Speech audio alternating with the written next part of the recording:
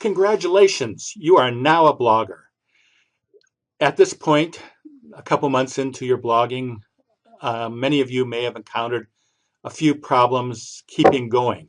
The, the kind of things that you may be concerned about is a little bit of blogger's block. You may say, I've written the great articles I was looking forward to writing. Now, what do I write about now? Or maybe you're saying, my audience isn't growing as fast. I'm putting out great stuff. Why aren't they there sharing it and engaging other people in it? The That's what our talk is about today. The key thing is to keep the momentum going. It took Mark Schaefer a year before his blog took off. You can't expect it to take off overnight. So our talk today is about techniques to keep going and deal with the possibilities of blogger's block or slow growth in audience.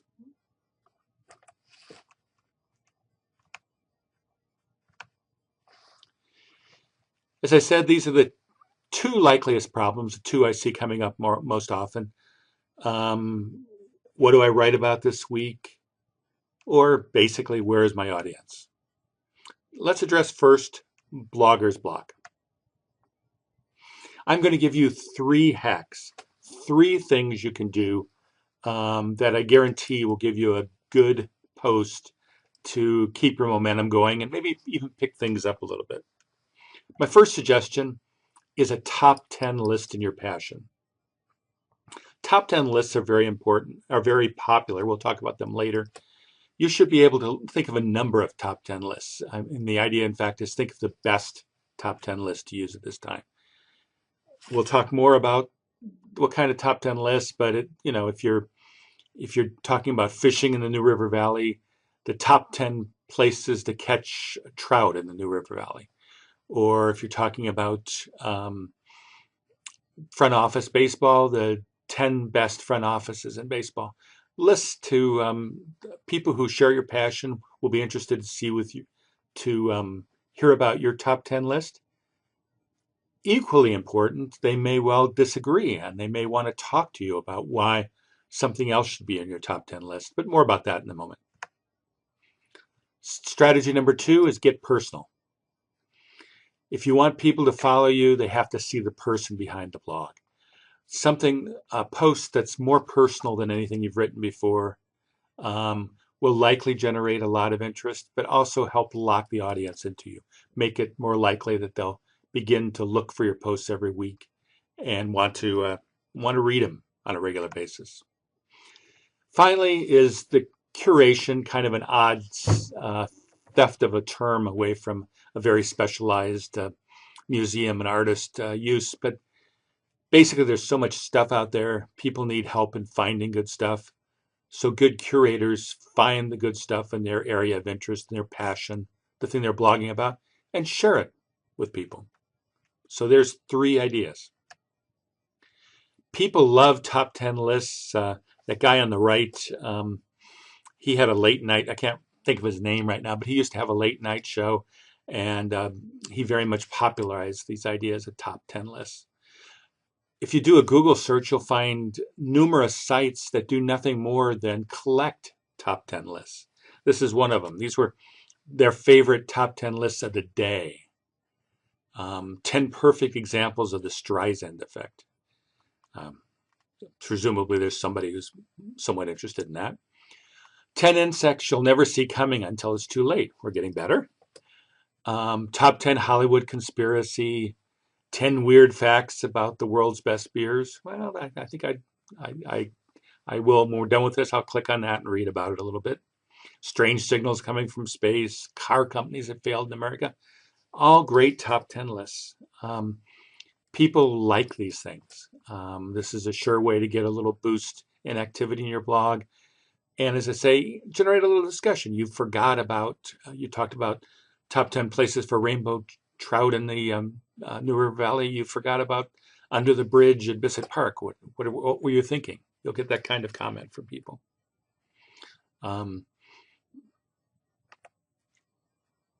The guy was David Letterman, by the way. I'm sure you all know that. So top 10 lists in your passions, things like the top 10 best major league marketing campaigns, the 10 worst dietary don'ts, or even the 10 best bloggers about retirement planning. It might be a very strategic thing to say something nice about your fellow bloggers. They have people following them. They're interested in the field. What better way to make friends than to put them on a list of the best bloggers? Great thing, I alluded to this a moment ago, but a great thing about these top 10 lists is they contain a call to action. They give people a reason to react to your blog. You forgot this one. Always at the end of this top 10 list, I would end with something like, readers, what was not included in my top 10 list that should have been? And you'll get some reaction to that. Next strategy is getting personal. Why is this passion a passion? Show a little bit of that. How bowling changed my life. The day I actually met Justin Bieber. People are interested in those personal things, and you may get a readership bump, but you may get a loyalty bump from getting personal. Finally, curation.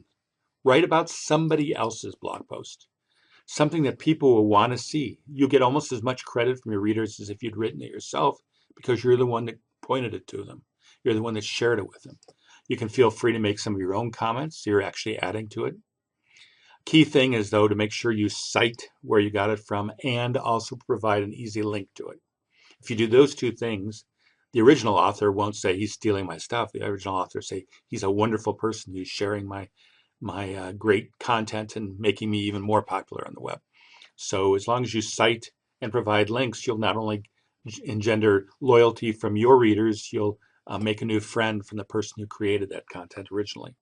Curation is a powerful strategy. So once again, blogging ideas for when you are stuck. A top 10 list. Bring out your inner David Letterman. Get personal. Share a little bit of the motion. Why is this a passion? What happened that helped make it a passion? And finally, curate. Bring in some content that's good and share it with people. It's a good time for an exercise. I've been talking 6 or 7 minutes. So think of a possible post for each of these 3 hacks for when you have blogger's block. In other words, top 10 list, a personal piece, or a curation in your passion. Think of them. 1, come up with a title for each post. And 2, turn to your group mates and discuss your 3 potential titles and theirs as well. We'll pause now. If you're watching this at home, pause now and make your list yourself. If we're in class, of course, chance to work in a group for a while here. Okay, now you've done your exercise. You're ready to hear some more about this topic. I talked about the hacks to get you over blogger's block. Now, audience building. Your audience isn't getting there. You've been putting out good content for 6 weeks. Where's the audience? Number 1, work your social media hard. There's a reason I told you to share your content on 3 different social media platforms. Use them. And don't just use them once. Don't be shy. On Twitter, 3 times that first day is reasonable. Tweets only stay up there for an hour or so on anybody's page. Pick 3 different times and put it out there. You'll hit different people. It probably is worthwhile to change the wording, and you might get in trouble with Twitter. They may block it if it's exactly the same tweet, and the people who are glancing over their site may notice it if it's exactly the same. But change the wording. Obviously, space it during the day. But 3 times the first day is only reasonable. You may want to the next 3 days, not the days, but 3 days. The next 3 days, you may want to once a day also continue to put out links to your blog. You can do similar things on all the platforms, and Facebook and LinkedIn, a little more subtle. Facebook, you can put it in twice the first day and probably each of the next couple of days. LinkedIn, at most twice and maybe one more time, but don't be shy about sharing your link. That's what social media is for, to share your content, to build your audience, and to get the community for your passion. Use it. Some network hacks to help your blog. Support groups. In this class, I hope you are using the Facebook group. Everybody puts puts out information when they put a new post out there. I hope you take that opportunity to go check out what your classmates are doing. I hope a fair amount of the time you make a comment, or even go on and share it on your social media platforms. So this should become kind of a support group for bloggers. There are formal groups like this. Tribber, if you want to get further, join a Tribber group and get people together to help support your blogging. Certainly follow other blogs about your passion. They'll give you good content to curate, and they may well follow you back or mention you, and comment, of course, on those blogs. Probably the number one key to getting shared, in fact, certainly the number one key to getting shared, is the title of your blog post. People talk about the 80-20 rule of headlines. 80% read a headline, only 20% read anything else.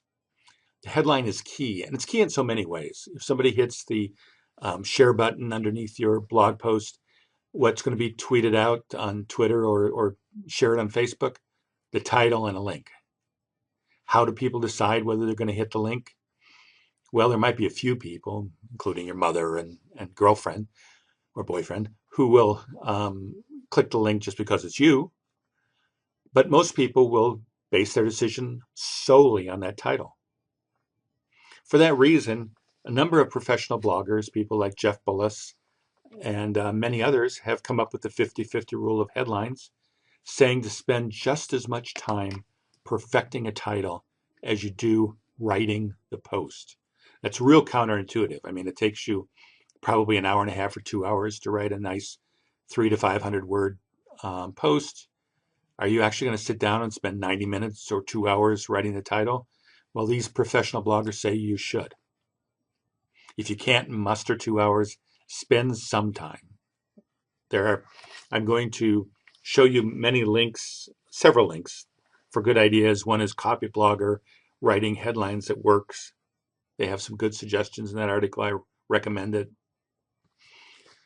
In a recent issue of Early to Rise, there were 6 questions before you start to write your headline. Is there a reward for reading in the headline? What specifics could you add to make it more intriguing? Does your headline trigger a strong, actionable emotion? Does your headline present a proposition that will instantly have your prospect nodding their head? Could your headline benefit from the inclusion of proposed transaction? Could you add an element of intrigue? We talk about emotion. I talked earlier about a strategy for getting personal on writing a post. There are indexes of emotional words, emotional writing for marketing. This group has looked at a series of headlines, rated them by that index, and noticed how many shares they get. And they found that posts that got 1,000 or more shares tended to register a very high emotional content, up near 40 on the index, which is a high score. Those that got 500 averaged in the high 20s, and those that only got 100 were typically less than 20 on the index. So turning it the other way, if you want a lot of shares, get it up there in the high 20s at least. So if you're, according to this diagram, if you run your blog title through the index meter and it only comes out at 15, it might be worth your while to spend a little more time in finding one that gets you at least 28 or 30. Here's a place that has 2 of the calculators. So you might want to use these calculators. Some examples. Let me put on my reading glasses. Tips for keeping your taxes organized all year round. To me, that sounded like a reasonable headline, but as emotional content, it only came in at 11, something that would not seemingly get you a lot of attention. Rewarding it to be super easy ways to keep your taxes organized all year brought it up to 40, where it should get shared a lot. Another example, great men are not born great, they grow great. I thought that was kind of catchy, and it's low 20s, so it's pretty good. It's not in the high 20s, but it's not bad. But a very subtle change. Don't worry, great men aren't always born great. Brought it up to 50, which is a very high emotional content and should generate some of those clicks. So um, I urge you at some point to play with these meters and see how your titles score and see what it would take to change them. I'm not suggesting you become like BuzzFeed or the irritating people that try to tie their titles into trending topics. I hate it when I see a manage your life like Justin Bieber or manage your product launch like Caitlyn Jenner. Something things like that bother me that people are trying to jump on trending topics.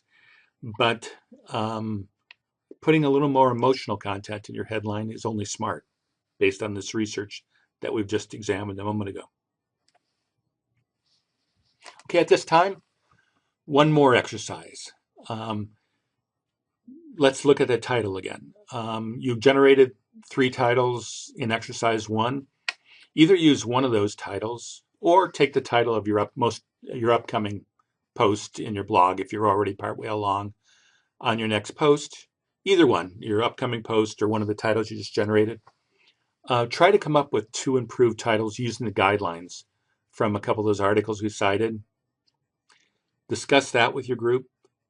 Then go individual again and get up on one of those meters. Run the titles through, change them slightly, try to make them more emotional, and come up with a title that's more emotional. Then run that by the group. See if they think it's as good and effective for your blog.